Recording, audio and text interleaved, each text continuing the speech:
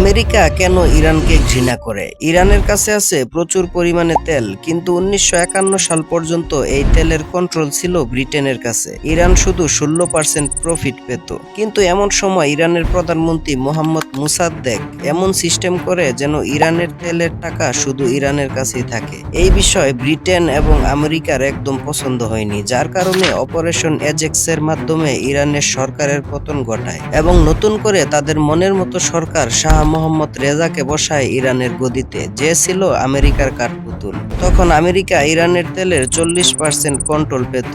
তারপর শাহ মোহাম্মদ রেজা ইরানে 26 বছর ক্ষমতায় ছিল।